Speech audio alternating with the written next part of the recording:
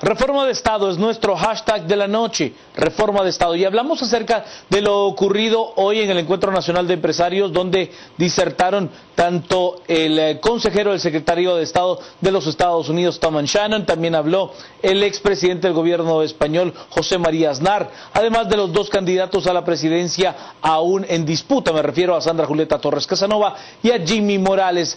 Se habló de las diferentes rutas que se pueden tener para poder consolidar en Guatemala un Estado fuerte. Reforma de Estado es nuestro hashtag de la noche.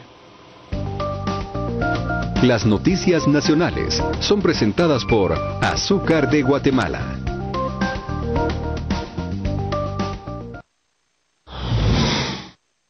En Guatemala se llevó a cabo el Encuentro Nacional de Empresarios ENADE 2015. El tema principal y de discusión fue el fortalecimiento de las instituciones para el desarrollo del país. Los empresarios hicieron el llamado a las autoridades a tomar diferentes acciones en temas de transparencia y se comprometieron a acompañar los diferentes procesos de cambio. Al señor presidente de la República,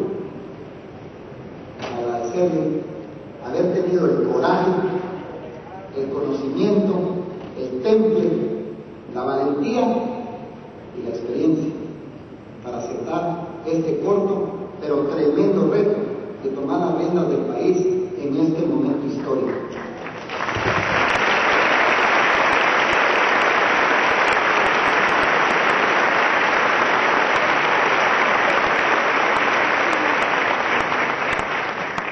Y a todos nosotros, nuestro reto será el seguir trabajando unidos y generando la presión necesaria para que se aprueben las iniciativas que hoy hemos mencionado. Recordemos que será nuestra participación activa la que nos ayude a construir el país que queremos. Hoy más que nunca necesitamos instituciones sanas que prioricen el servicio, la necesidad, una inversión justa para atender todas las demandas sociales en materia de educación, salud, seguridad, infraestructura, empleo y vivienda, entre otros.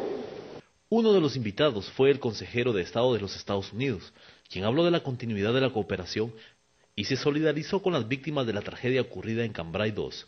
Mi más sentido pésame al pueblo de Guatemala por la tragedia causada por el abuso devastador que afectó a la comunidad del Cambrai 2 y Santa Catarina en Uruguay.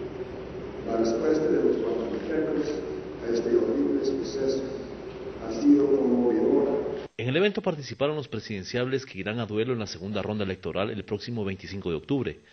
El presidente de la República, Alejandro Maldonado, estuvo a cargo de las palabras de cierre del evento. Le doy la bienvenida, las buenas noches y la palabra al licenciado Cristian Manolo Castillo. Juan Carlos, don Quique, buenas noches. Hoy un día interesante de debate sobre un proyecto que viene debatiéndose de hace años. De hecho, la primera reforma de Estado profunda fue el proyecto Proreforma, que el Congreso de la República abrió a una serie de audiencias públicas y al final el dictamen fue desfavorable. Luego se iniciaron múltiples propuestas de reforma constitucional, precisamente buscando hacer una reforma de Estado. Eso nos ha tenido comprometidos los últimos 5 o 6 años a múltiples sectores y tanques de pensamiento, buscando primero entender qué es reformar el Estado. Porque reformar el Estado no necesariamente es solo reformar leyes o reformar la Constitución. La reforma del Estado pasa por el tema fiscal, pasa por el tema institucional, pasa por la cultura ciudadana, pasa por la cultura política, pasa por el Estado de Derecho. Es decir, el Estado no es solamente las normas, las leyes, sino tiene que ver con una serie de prácticas sociales y de compromisos institucionales y ciudadanos. Me pareció muy interesante que el día de hoy se estuvo debatiendo constantemente que un Estado, y voy a retomar algunas frases que se manifestaron en el debate en el ENADE, un Estado bien hecho es tener un Estado de Derecho, que ese ha sido uno de los grandes temas de si tenemos o no un Estado de Derecho en Guatemala. Y de hecho el Estado de Derecho guatemalteco, aunque ha sido muy criticado, funciona para algunos sectores. Y siempre se dice o se afirma que la legalidad en Guatemala es como la serpiente en el monte, pica a los que van descalzos, pero a los que tienen botas altas, esos están bien protegidos. Pero entonces, primero tenemos un Estado de Derecho. Pero aquí quiero citar textualmente las palabras del presidente Aznar cuando en medio del debate del día plantea que las leyes, las normas deben ser iguales para todos. Primera, digamos, afirmación contundente como base para la reforma del Estado. Lo primero que debemos hacer es eliminar privilegios. La ley debe ser igualitaria, una sola ley, y lo reiteró varias veces, una sola ley, un solo sistema de representación, un solo mecanismo de elección, una ley igual para todos. Es decir, lo primero que desmorona es el sistema de privilegios sobre los cuales se ha establecido y se ha sostenido el Estado de Guatemala. Y otra de las ideas que me pareció muy contundentes del señor José María Aznar fue cuando dijo: miren, señoras y señores, cómo quieren un Estado bien hecho, con el 70% de la población económicamente activa en situación de economía informal. Olvídense de un Estado bien hecho con el 70% de la economía informal. Una economía informal que no es gratuita, que el mismo sistema económico mantiene a la par o sea, el modelo monopólico, oligopólico, mantiene a la par economía informal, como el latifundio mantiene a la par el minifundio, como la gran cantidad de perversiones del modelo económico se dan precisamente por el modelo económico. Y lo debatíamos ayer. El sistema de la SAT fracasó porque ya se habían hartado del sistema de rentas internas. Pero ¿quién genera el sistema de incentivos en el país? Y no solamente incentivos económicos, sino también incentivos jurídicos y el sistema de legalidad. Me parece que el día de hoy se abrieron muchas ventanas de oportunidad para abordar estos temas, entender y ponernos de acuerdo qué es reformar el Estado, cuál es la ruta, cuáles son los pasos inmediatos, cuál es la visión de mediano y largo plazo, pero sobre todo, estimados colegas, cuánto cuesta. Y lo vuelve a repetir el señor Aznar el día de hoy. Si quieren tener un Estado de Derecho, un Estado bien hecho, deben ponerse de acuerdo cuánto cuesta eso y sacar al 70% de su PEA en este momento de la economía informal. Vámonos a las redes, estamos con Reforma de Estado como nuestro hashtag de la noche. Le doy las buenas noches, la bienvenida, la palabra a el señor Quique Godoy, Quique con Q, porque si no estaríamos hablando de Quique Godoy Forno. Don Quique. Don Juan Carlos, una noche extraña además, donde pierden Argentina, pierde Brasil y pierde Alemania el mismo día, termina Bélgica el número 1 en el ranking de FIFA, ahí le dejo la primicia. Oyes. Pero bueno, es un tema, el ENADE en sí era de fortalecimiento institucional. Nosotros pusimos el concepto de reforma de Estado a discusión porque es simplemente fortalecer la institucionalidad actual vigente que ya está, lo que necesitamos, o es reformar el modo, la forma en que nos relacionamos. Ahí había una pregunta que dejó un poco Juan Carlos a un lado, que era, la persona decía, y bueno, pero el Estado es territorio, población y gobierno, ¿cuál quieren modificar? Pues es la relación entre los tres lo que se busca reformar cuando se habla de reformar el Estado. Es la forma en que operan y interactúan las tres partes que integran el Estado, lo que se busca reformar cuando se habla de reformar el Estado, la relación entre las mismas. Y decía Cristian, bueno, José María Aznar planteaba el que la ley debe ser igual para todos. Esto lo he dicho ya varias veces acá, pero este año se cumplen 800 años de la firma de la Carta Magna, donde en 1215 justamente el rey Juan firma una carta la Carta Magna ante los nobles de esa época, los señores feudales de esa época, y les entrega una carta sometiéndose a las cortes que ellos habían implementado, y se hacía él un igual a ellos, pero igual a ellos, ¿a quiénes? Obviamente a los nobles, no a los comunes, porque ellos tenían otras reglas para ellos, pero por lo menos era un primer paso en esa dirección. Acá este año hemos visto cómo, por lo menos a nivel de autoridades de gobierno de diferentes niveles, incluyendo presidente y vicepresidenta, terminaron estando sujetos a la ley, no estuvieron por encima de la ley, se les sometió a la ley. Y eso está fortaleciendo obviamente el Estado de Derecho en una parte y está dando la pauta de que se pueden hacer cosas de una forma distinta. Pero lo que llama la atención, y me llamó a mí la atención hoy entre los distintos discursos que tuvimos, más allá del mensaje del señor Shannon, el subsecretario ahora también en materias, en el Secretaría de Estado, y de José María Aznar, igual incluso de Felipe Bosch, el del discurso, hablaban justamente de esto. Sharon hablaba y felicitaba al pueblo guatemalteco por el tema de la lucha contra la corrupción y demás.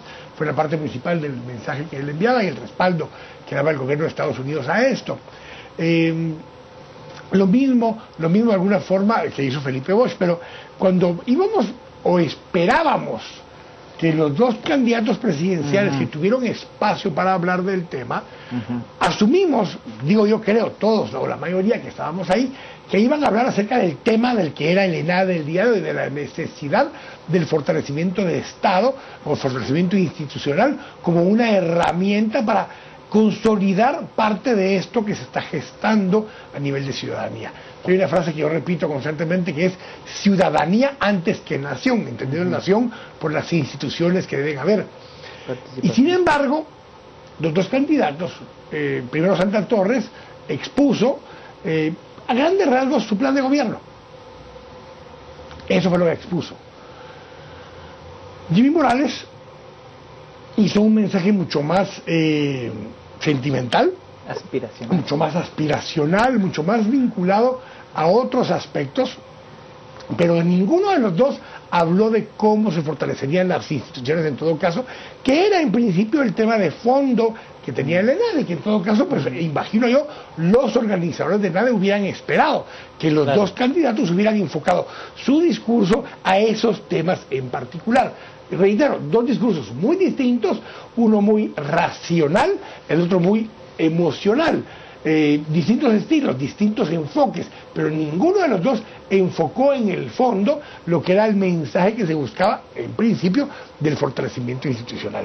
Entonces, nos queda ese vacío de entender si es que entendieron todos los demás actores también qué es lo que se buscaba hoy en estos discursos y cómo el fortalecimiento institucional implica una cosa que Douglas North decía antes de ganar su premio Nobel en el 92.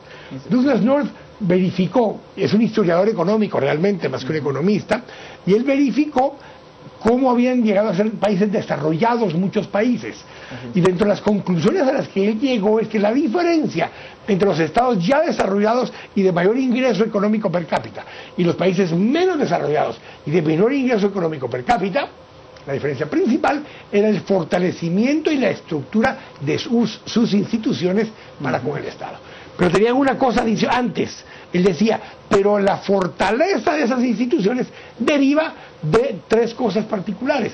La cultura ciudadana predominante en el territorio, o sea, cuáles son los modelos mentales compartidos que consideran que es correcto o incorrecto la población, ciertos hábitos y costumbres de intercambio y de relaciones, pero además de todo, dice, esa posibilidad de fortalecer esas normas sociales y convertirlas en normas legales, en instituciones formales. Eso es lo que genera el cambio de normas informales a normas formales para consolidar esa institución. Y es evidente, según todos los estudios que él ha hecho, de que un Estado que no tenga instituciones fuertes no tiene capacidad de salir adelante y de desarrollar a las personas que viven dentro de su territorio. Yo dentro de lo que he visto es que, por ejemplo, hemos hablado tanto del Estado de Derecho, pero cuando se habla de, mire, hay que respetar el debido proceso, no, si ya es culpable porque yo así lo creo. Venganza. O sea, no es por allí. Tenemos que hacer una autocrítica como ciudadanos de cuál debe de ser, de verdad, el respeto a las instituciones, el respeto a los procesos completos. Cuando lo logremos tener, que no es fácil, que es un tema que toma tiempo, iremos en el camino adecuado. Di Castillo. Y es que la ley no es un mecanismo o no es un instrumento para la venganza, y eso lo hemos estado reiterando constantemente en este espacio, precisamente porque en el contexto social guatemalteco hay mucha indignación por lo que ha sucedido y lo que sucedió con el gobierno de Otto Pérez Molina, y entonces quisiéramos ya ver sentenciado a Otto Pérez Molina, Roxana Valdetti, y ayer lo debatíamos, también quisiéramos ver sentenciados a los de la línea 2. Sin embargo, la ley no debe ser instrumento de venganza, ni tampoco, ahorita se me escapa el concepto concreto de la justicia penal del enemigo, o cuando, como es mi oponente político, automáticamente digo que ya es culpable y se acabó, que es algo que se debatía, por ejemplo, con el juicio en contra de Ríos Montt y el genocidio en Guatemala. El tema no es vengarnos por la vía del derecho. unos con otros. El tema es que las normas, y repito la frase que me pareció muy interesante, las normas que tenemos deben ser igualitarias. Debe aplicarse la norma al que infringe la ley, ya sea corrupto o corruptor. Simple y sencillamente debe responder con sus actos frente a la norma. Pero además hay otro argumento que me pareció muy interesante del debate de hoy. Las regulaciones deben ser sencillas. Nada de extravagancias cuando hablamos de la ley. Y es que cuando vemos, por ejemplo, la producción del Congreso de la República, empiezan a hacer esas malabares jurídicos que enredan, complican y a veces hacen inoperante la misma ley. Y en las reformas, hablando de la ley electoral y de partidos políticos, que comparto plenamente con Raúl, que él nos hace reflexionar sobre de que debiera ser el primer paso de la reforma del Estado, la reforma a la ley electoral y de partidos políticos. Totalmente de acuerdo. El tema es, cuando revisamos las reformas esas que se sacaron de la manga un día antes de mandar a la Corte de Constitucionalidad la reforma con enmiendas, encontramos en el artículo 8, e insisto sobre eso porque es importante debatir el tema, en el artículo 8 envían una reforma aprobada por mayoría, más de 105 votos, en donde se mantienen los $2 y hay una serie de cambios al financiamiento de los partidos políticos. Inmediatamente en el artículo posterior aprueban con más de 105 votos subir a $10 el financiamiento de los partidos políticos. Y se inventan ahí un mecanismo de financiamiento y hacen tan engorrosa, tan enredada, tan poco práctica la norma, que al final, cuando la norma es aprobada, es fácil de buscarle la vuelta. Pero eso no quiere decir que no tengamos un sistema de derecho o un sistema de legalidad. La norma existe, lo que no tiene es positividad, no se aplica. Y el otro elemento que me parece que es importante y va amarrado con esto, es que en el debate de hoy se planteaba los países cuando fallan en la política, entran en problemas. Y le ha pasado a la mayoría de países de los indignados. Y nosotros ya tuvimos problemas políticos. De hecho, la crisis que vive Otto Pérez Molina y su gobierno fue la crisis política más aguda que hemos tenido en los últimos 32 años con la nueva democracia. Y la última reflexión que se planteaba el día de hoy por José María Aznar decía: los países que van bien no podemos equivocarnos. Imagínense los que vamos como nos está tocando a Guatemala. Es decir, que el próximo 25 de octubre no tenemos derecho como país a equivocarnos. Y ahí me parece que viene la reflexión política de por quién votar. Y la respuesta inmediata debería ser aquellos que tengan la capacidad de atender la crisis institucional que ya está instalada, más orientar el barco hacia la reforma del Estado, más paliar la crisis económica nacional e internacional que le va a tocar administrar. Es decir, tamaña responsabilidad. Y a nosotros, a los ciudadanos, a usted que nos ve en su hogar, que vamos a tener que ir a votar, no tenemos derecho a equivocarnos. Y aquí lo importante es separar a los individuos, porque me parece que el peor error que vamos a poder cometer el 25 de octubre va a ser votar a favor de uno porque me cae bien o votar en contra de otra porque me cae mal. Cuando las capacidades que tengan las propuestas de ambos de atender esas crisis que vienen para el año entrante va a ser el elemento que nos va a sacar a flote o nos va a terminar de hundir. Pues creo que no es la forma, pero... No, porque ni siquiera es eso, porque otra vez regresamos al círculo todos los años... De donde nacieron esos hay más. No, las últimas tres legislaturas hemos tenido 90 diputados nuevos. En esta va a haber menos. Sí, pero en las últimas tres había 90 diputados nuevos. Y el que entraran nuevos, que nunca habían sido diputados antes, no cambiaba el escenario. ¿Por qué? Porque la materia prima es la que está mal. Y la materia prima es la sociedad en general. No son aquellos que son políticos. ¿Por qué? Porque dentro del caso de la línea está un secretario general del sindicato. O sea, hay sindicalistas que están metidos en estos. Hay profesionales, enfermeras, hay médicos, hay abogados, hay obreros, porque los que están de vista no necesariamente eran profesionales. Hay obviamente empresarios, hay políticos, hay gente con doctorados y hay gente con estudios básicos. Entonces no es un grupo de personas en particular la que ha hecho lo que ha pasado en Guatemala. Es una sociedad que es permisiva y partícipe de la corrupción la que ha generado estas condiciones. Y esto es como el alcoholismo. Si no reconocemos como sociedad en general que tenemos ese problema y esa enfermedad, no nos curamos. Pretender decir, yo estoy bien, Cristian está bien, pero el que nos está viendo o el que está sentado en la 9ª Avenida, ese es el que está mal, ahí es donde empezamos a estar jodidos todos ustedes, decía la frase. ¿Por qué? Porque entonces no reconocemos que el problema va más allá de un grupo. Y esto lo hemos hablado en otros espacios, en otros programas, pero a ver, si usted va a empresa privada y usted empieza a revisar si ahora que va a empezar la Navidad les mandan a regalar canastas navideñas, un proveedor de productos al jefe de compras de la empresa, ¿qué cree que está buscando el proveedor del producto? Que tenga recordación, que tenga en la mente esa empresa para que a la hora que va a hacer una adquisición lo compra él, no porque sea el mejor, porque le atendió, le mandó dádivas, le mandó un regalo, le mandó de pronto su noche para que se vaya al puerto el fin de semana o a un hotel a algún lugar. Ese tipo de cosas no solo existen, sino que están ampliamente usadas en la sociedad en general para hacer tráfico de influencias, para incidir en tomas de decisiones en vez de que esa empresa decida sobre bases técnicas, sobre valor del producto y sobre el mejor beneficio para la empresa en el largo plazo. Se empieza a decidir de acuerdo a las prebendas que se reciben. Entonces, pretender que la parte esta de corrupción existe solo en una parte de la sociedad es engañarnos por completo, y entonces sí nunca vamos a salir de esto. Es así. Se reproduce. A ver, si el sobarle la leva a alguien no es exclusivo del sector público, es que se da en todos lados. Es cuestión de sociedad. Estamos con reforma de Estado, como nuestro hashtag de antes nos plantea. Solo que ahí hay una observación. Efectivamente, el derecho de reelección es un derecho constitucional para diputados y para alcaldes, digamos.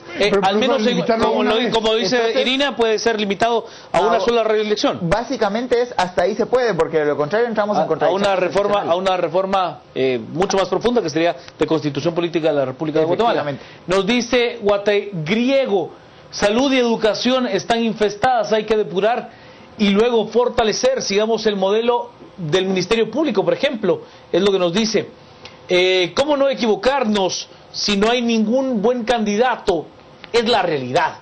Susana Valdés nos dice, con seriedad, claridad, sin caprichos, para favorecer el bien común, reglas claras y simples. El nuevo presidente convoque a una constituyente para que desde allí se hagan los cambios. Bueno, esa propuesta de la constituyente yo ya también la he escuchado tantas veces. En este país tema delicado. Hemos rehecho o refundado el Estado tantas veces. Bueno, no se ha logrado refundar, digamos. O sea, pero tal, a ver, reescribir la Constitución, si usted me permite el término, pues, o sea, la reforma de Estado debe ser apegada a derecho, si no, la reforma no sería de derecho, sino de hecho. Mario, no hay que reformar el Estado, hay que reformar la escala de valores de los ciudadanos. Julio, ejemplo de incoherencia es extinción de dominio, es inconstitucional, pero aplíquenla, se lo ha hecho culpables ya, es lo que dice Julio.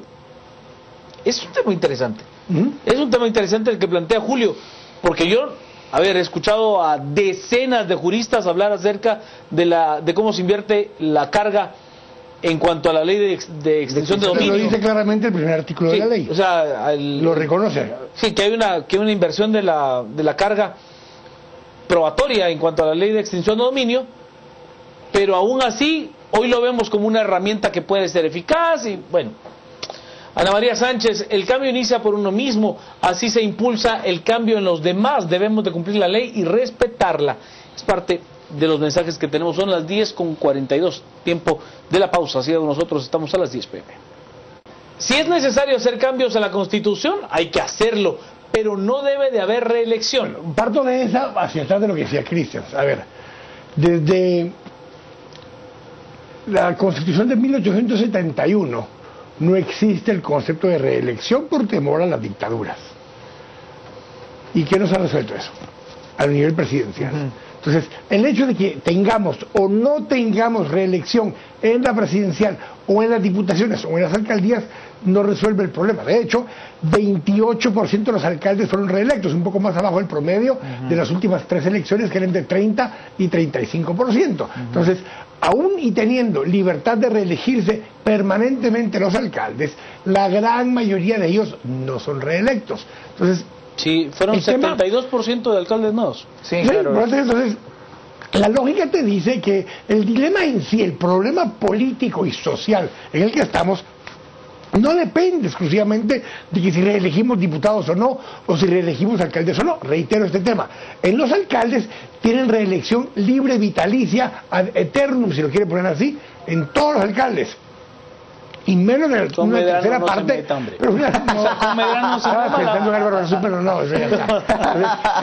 El tema está en que no es eso lo que evita que los alcaldes sean reelectos. De hecho, solo el 28% fueron reelectos y el 32% en la elección anterior. Y con una ley que les permite reelegirse. Entonces el problema no es la ley, vamos al otro extremo. En la presidencial no permite la reelección y miren el desastre que hemos tenido de todos modos en cada elección presidencial. Entonces enfocarnos en que si una norma va a hacer que cambie el modelo en sí es cuando nos equivocamos. Yo, perdón, y don Giovanni que nos está escuchando y nos está leyendo y nos está escribiendo de vuelta, no coincide con este concepto, pero este es el tema. Para llegar a los niveles de corrupción que hemos llevado en lo público y en lo privado, solo es posible si hemos sido partícipes o permisivos la gran mayoría de guatemaltecos. Porque lo que pasó a partir del 16 de abril, porque un grupo de auxiliares fiscales y fiscales de la FESI, respaldados por la CICIG, empieza a hilar un hilito, y de ese hilito van jalando todo para deshacer el suéter que se está deshaciendo hasta ahora, y empieza un proceso que es respaldado el 25 de abril por una sociedad que empieza a mostrar interés por desterrar la corrupción, porque en las últimas 3 elecciones que se habían medido en la opinión pública, si la corrupción era un problema importante para el país, salía en menos del 4% en las últimas 3 elecciones consecutivas. Entre el 8 y el 12º lugar. Y ese era un tema donde entonces lo que quiere decir eso es que no lo veíamos como un problema. Yo en esas épocas planteaba que el día que hubieran 100,000 personas en la calle protestando por la corrupción, entonces veíamos una transformación. Y se dio a partir del 25 de abril, se empieza a dar. Pero el concepto de que esto apenas se empieza es porque quedan todavía muchos procesos legales por concluir, pero el proceso de reforma del Estado, de reforma ciudadana o de revolución ciudadana es el que está aún en proceso, creciendo sí, pero en proceso aún falta mucho, porque de verdad, si no construimos ciudadanía donde entendamos las obligaciones junto con los derechos que tenemos, el proceso no empieza a avanzar, porque somos una sociedad que exige más de lo que aporta, que cuando hay actos de solidaridad, como ahora que vimos en Cambrai 2, nos creemos ya la historia completa de que así somos siempre, pero no somos siempre así. En momentos especiales lo somos, en momentos de crisis lo somos, pero requiere una sociedad que sea permanentemente solidaria, incluyente y más abierta para con los demás, para que realmente este país cambie. Castillo. Yo coincido, el magistrado Gamalero se manifiesta afirmando que efectivamente lo que necesitamos es una revolución de la estructura axiológica. Ahí empieza la reforma del Estado. Si no logramos modificar nuestro sistema de valores, valores colectivos, valores sociales, valores compartidos, si no damos ese primer paso, todo lo demás se queda en reforma de leyes, reforma de instituciones, pero no es sostenible, porque como Quique lo afirmaba hace un momento, los que reproducen el sistema perverso es la sociedad, y ahí nos vamos todos, desde el momento de pasarnos un semáforo en rojo hasta robarse los... O no pedir una factura, o no, cualquier cosa de esas, mínima que y que no lo vemos como corrupción, o sea, es algo cotidiano, es algo normal, es algo... Entonces, la primera parte de la reforma del Estado empieza por la reforma de la estructura axiológica que como sociedad tenemos. Y el otro elemento que creo es importante rescatar y resaltar es que... aquí no vamos a decir que hay que votar por X o por Y, un poco para aclarar que yo no estoy pidiendo el voto ni inclinándome hacia uno u otro candidato o candidata. No le vamos a decir a usted, o por lo menos esa es mi posición, no le vamos a decir al aire, mire, usted tiene que votar por A o por B, no es esa nuestra función. Pero sí me parece que es responsabilidad nuestra lanzar a debate la necesidad de que el voto sea reflexionado y pensado no en función de personas, en función del país. El 25 de octubre debemos elegir al país, Y elegir al país significa elegir equipos de trabajo, significa estar dispuestos a acompañar a esos equipos de trabajo y significa estar dispuestos a fiscalizar al nuevo gobierno.